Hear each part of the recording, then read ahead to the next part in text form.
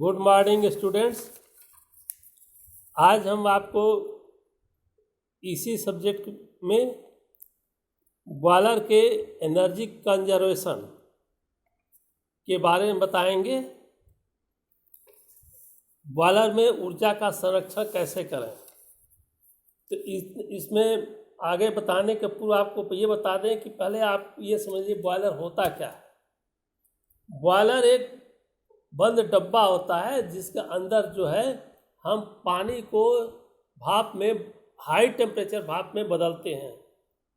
High temperature भाप में बदलते हैं और इस स्टीम को हम आगे ले जाकर जो है prime movers, turbines, diesel turbines और रेसिप्रोकेटिंग इंजन्स इत्यादि में इसका प्रयोग करके विद्युत का उत्पादन करते हैं या अन्य उपयोग में लाते हैं।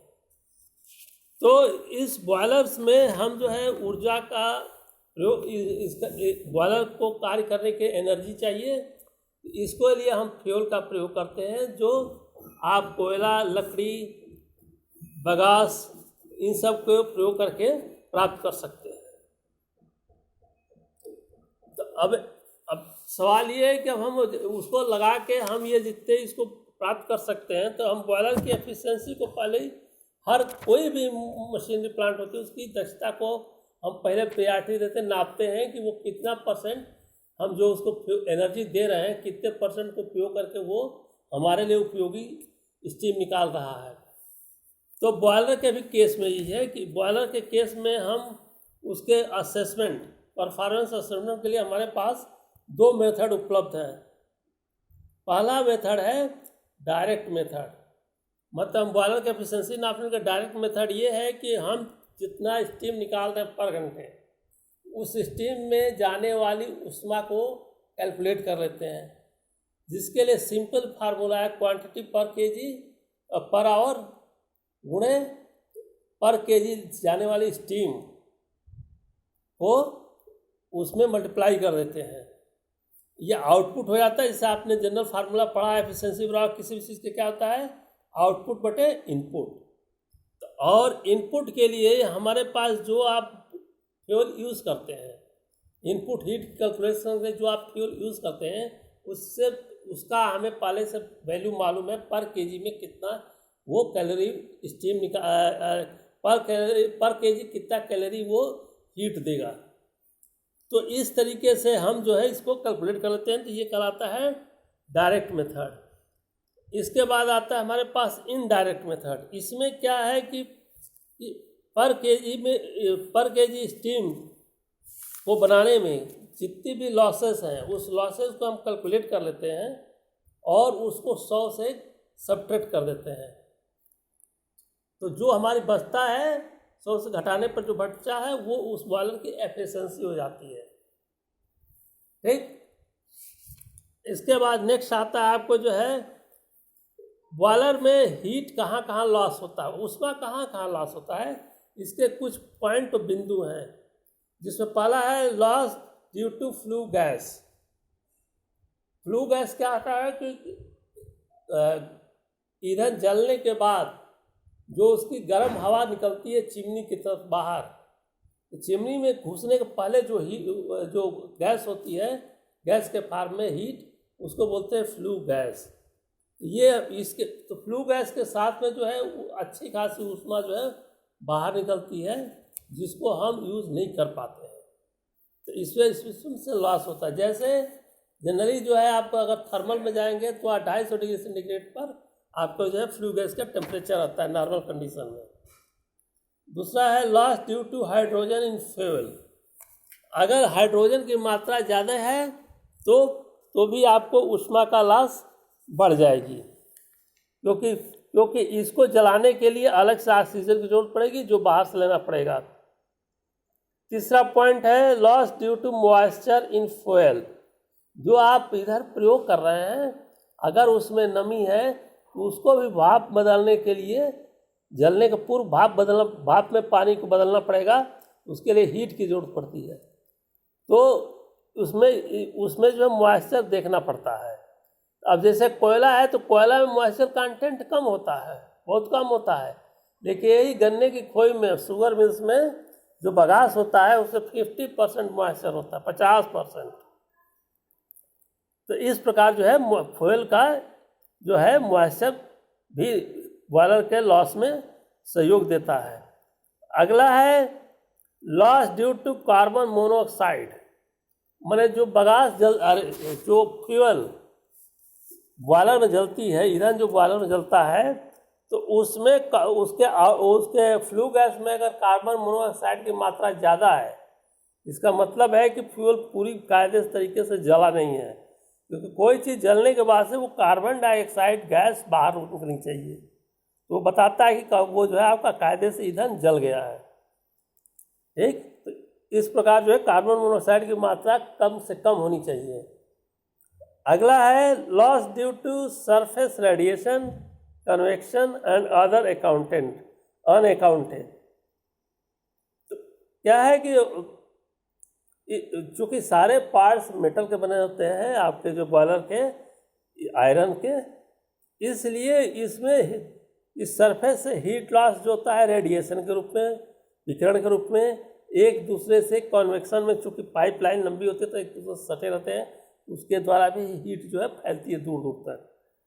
तो ये प्रमुख जो लॉसेस हैं जो कि हम लोग बॉयलर केस में देखते हैं। बॉयलर में एक और लॉस होता है जिसको बोलते हैं ब्लो डाउन लॉस।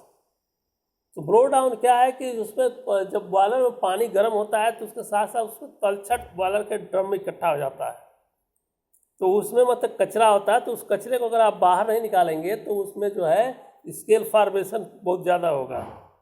तो उसको निकालने के लिए ये नहीं है कि केवल आप डायरेक्ट हाथ से उसको कीचड़ को निकाल देंगे। जब भी उसको निकालेंगे तो उसके साथ पानी, चूँकि प्रेशर रहता है बॉयलर के अंदर, तो पानी के साथ अच्छी खासी पानी तथा स्टीम भी बाहर निकलती है, तो जिसमें हीट बाहर जाता है, ऊष्मा बाहर जाता है, जो ये भी एक लॉस का बहुत बड़ा कारण है। अब इसके बाद जो है बॉयलर में कैसे हम इसकी ऊर्जा को बचाएं, संरक्षण दें, कम ऊर्जा में, कम हीट में अधिक से अधिक बॉयलर स्टीम बनाए, इसके लिए हमें क्या करना चाहिए।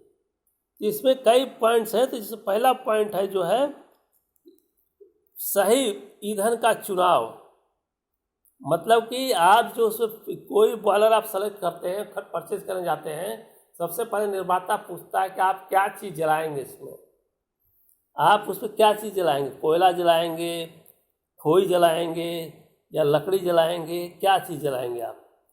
उसी के अनुसार जो है वो बॉयलर के फर्नेस का डिज़ाइन करता है, उसके बर्नर का डिज़ाइन करता है, उसके मैकेनिकल स्ट्रोक का डिज़ाइन करता है। अगर सही आप चुनाव नहीं किया तो आपको जो है उसमें नुकसान होता है, हीट का लॉस होता है, क्योंकि आपकी ईंधन प्रॉपर तरीके से नहीं जलेगी। और दूसरा पॉइंट है, अगर फर्नेस ऑयल का प्रयोग किया जाता है बॉयलर में, तो क्या है कि फर्नेस ऑयल का जो फ्लो है बर्नर के पास जो है मैन्युफैक्चरर द्वारा निर्धारित प्रेशर तथा टेम्परेचर पर वहाँ पर आपको फ्यूल पहुँचना चाहिए। अगर वो नहीं पहुँचेगा उस हिसाब से तो आपको हमेशा जो है वो क्या होगा कि आपको हीट का लॉस होगा, क्योंकि पूरी तरह से बर्न नहीं होगा और फिर रुक के जाएगा, जो है टेम्परेचर बढ़ेगा तो फिर घट जाएगा, इससे दिक्कत खड़ी करेगा। और इसके बाद नेक्स्ट पॉइंट है बर्नर तथा उसके सहायक जितने भी ऑक्सिलरी आपके इक्विपमेंट्स हैं, इन सब पे जो है रेडिएशन लॉसेस रोकने की व्यवस्था करनी पड़ेगी। विकिरण लॉसेस जो है इसको रोकने के लिए उसमें उपाय ये कि उन सबको ग्लास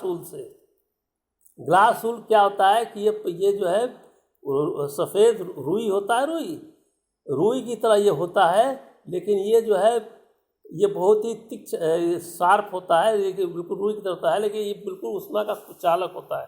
इसकी गद्दी पैड के रूप में पाइप के चारों तरफ लपेट दी जाती हैं ताकि ऊष्मा बाहर ना निकल सके। और नेक्स्ट है इसके जो है फीड वाटर जो इसमें प्रयोग करते हैं, जो पानी बॉयलर को देते हैं, इसका टेम्परेचर बाहर बढ़ा लेना चाहिए। बाहर बढ़ाने का तरीका है कि इसके लिए हम इकोनोमाइजर का प्रयोग करते हैं। इकोनोमाइजर क्या होता है कि ये जो है जो फ्लू गैस निकलती है उसके रास्ते में ट्यूब डाल देते हैं और पानी उसी के अंदर से गुजरता है। चूँकि 250 टेम्परेचर तक रहता है फ्लू गैस का तापमान, और पानी जो अंदर रहता है वो मुश्किल से 30-35 डिग्री का, तो ये उसका टेम्परेचर को करीब जो है 95 डिग्री तक बढ़ा देता है। इस प्रकार काफ़ी जो है हीट रिकवर करने में सहायक होता है और इसकी दक्षता को बढ़ाता है। अगला है फ्लू गैस का निरीक्षण करना। मतलब फ्लू गैस जो निकल रही है तो उसको पीरियडिकली जो है उसको हमेशा जो है एनालिसिस करना चाहिए कि उसमें CO की मात्रा कितनी है, ऑक्सीजन की मात्रा कितनी है। क्योंकि अगर कम ऑक्सीजन होगा तो कार्बन मोनोऑक्साइड निकलेगा, मतलब आपका जो है ये बॉयलर जो है कायदे से जो आपका ईंधन है इसको जला नहीं पा रहा है, इसलिए इसकी मात्रा को बढ़ाया जाता है। अगला है कि जो बॉयलर होता है तो बॉयलर के जो बॉयलर के ट्यूब्स के चारों तरफ राख की एक मोटी परत जमा हो जाती है, जो इंसुलेशन का काम करती है, दक्षता को प्रभावित करती है।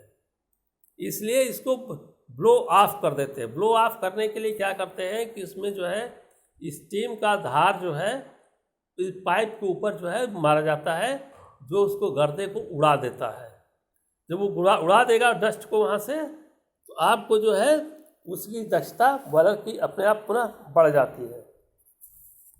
इसके अतिरिक्त जो है जगह जगह बॉयलर में रिसाव मतलब कि लीकेज, तो जो लीकेज होता है बाहर से हवा जो है अनऑथराइज हुए तरीके से घुसता है, इसको रोकना जरूरी है। क्योंकि वो जो घुसेगा बॉयलर के अंदर बर्निंग रेट्स के पास जहाँ पर फ्यूल जल रहा है उसका टेम्परेचर लो रहता है, जबकि हम लोग नॉर्मली बॉयलर में जो हवा देते हैं उसको प्री हीट करके देते हैं।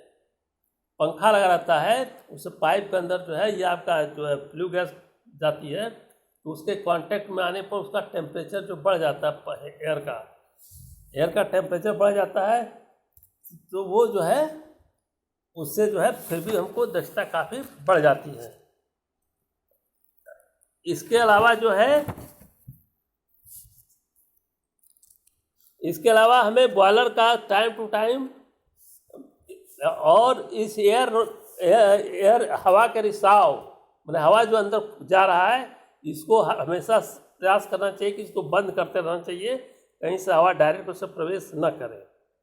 और इसके अलावा लास्ट पॉइंट में ये है कि ब्लो डाउन पीरियडिकली करना चाहिए। माने बॉयलर के अंदर जो तलछट है, कचरा है, उसको टाइम टू टाइम जो है हमेशा जो है बाहर जो है निकालते रहना चाहिए। जब वो निकले रहेगा तो क्या होगा कि बॉयलर का जो है उसमें जो है एक तो उसका पीएच जो है मेंटेन हो जाएगा, क्योंकि उसका पीएच जो बॉयलर जो होता है वो 10.5 के करीब मेंटेन करना पड़ता है। अगर उसको आप मेंटेन नहीं करें तो बॉयलर के अंदर इरोजन हो जाएगा और उसमें स्केल फॉर्मेशन होगा, जो उसकी एफिशिएंसी को काफ़ी प्रभावित करता है। तो इस तरह से इन सब सावधानियों को बरतने पर बॉयलर में ऊर्जा का अच्छा खासा संरक्षण बढ़ जाता है और बॉयलर जो है आपकी दक्षता बढ़ा देता है। बॉयलर की दक्षता बढ़ जाती है, जिससे काफ़ी मात्रा में हमारे फ्यूल के रूप में बचत होती है। तो आज के लिए आपको इतना लेक्चर काफ़ी है, और इसके साथ ही आप लोग जो है किताबों को भी कंसल्ट कर लें, उससे पढ़ें। फिर भी कोई ऐसा टर्मिनोलॉजी और शब्दावली जो आपको समझ में न आवे, स्पेशली हमारे ख्याल से आप सब लोग समझ जाएंगे बुक में क्या लिखा है, लेकिन फिर भी कोई टर्मिनोलॉजी या शब्दावली न समझ में आवे तो आप लोग हमसे फ़ोन पर पूछ सकते हैं, इसके लिए स्वतंत्र हैं। उसका स्वागत है आप लोगों के लिए, हमेशा खुली हुई लाइन। धन्यवाद।